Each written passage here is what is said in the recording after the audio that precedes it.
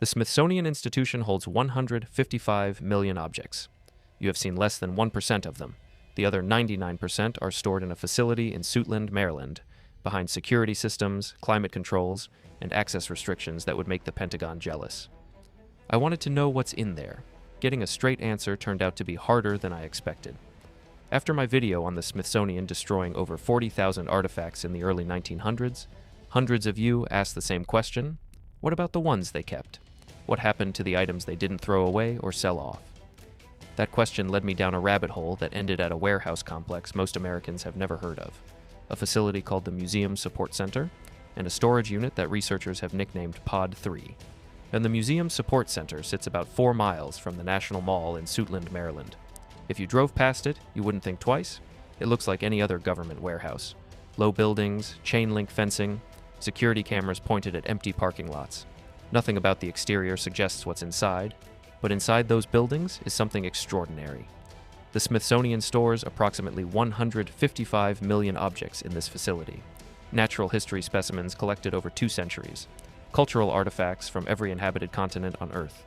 Historical objects spanning thousands of years of human civilization. Geological samples from expeditions that most people have forgotten ever happened.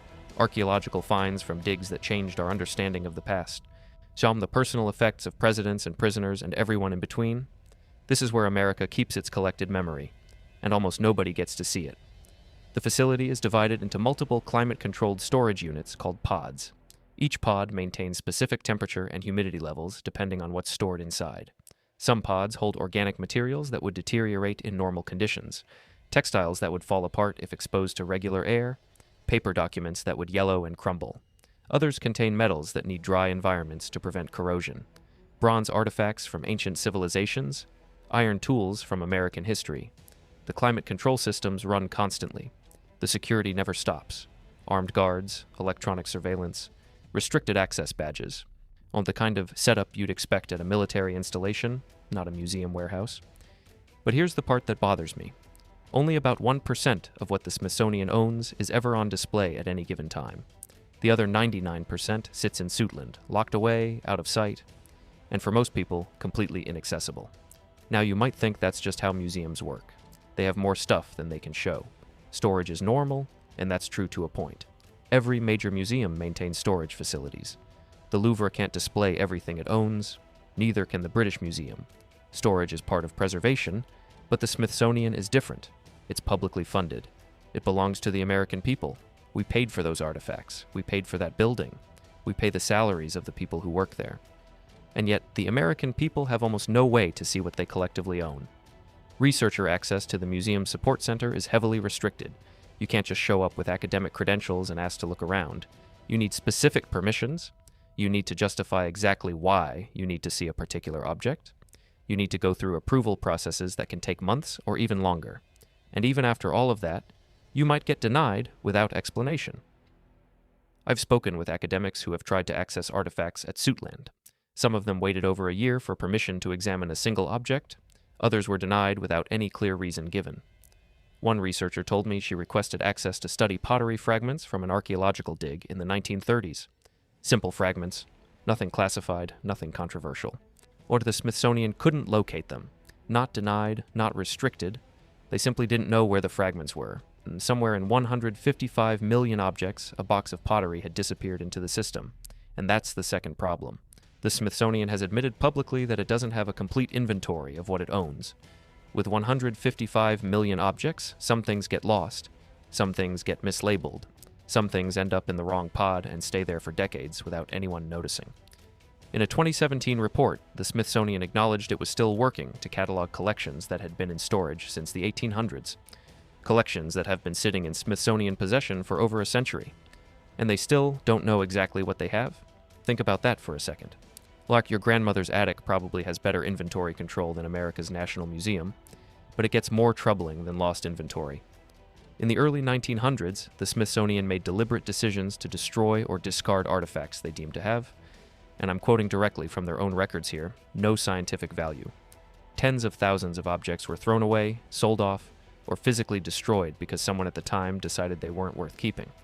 We don't know exactly what was lost because the records are incomplete, But we know it happened because the Smithsonian has acknowledged it in their own institutional history. The question is, who got to decide what had no value? What criteria did they use? A single administrator's opinion, committee vote, personal preference? And how many objects that would be considered priceless today ended up in a dumpster or an incinerator because someone in 1910 thought they were junk? We'll never know. That history is gone. This brings me to some specific mysteries that researchers and historians have been asking about for decades.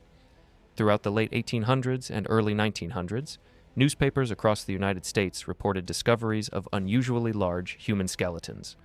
Giant bones found in burial mounds throughout the Midwest and eastern states.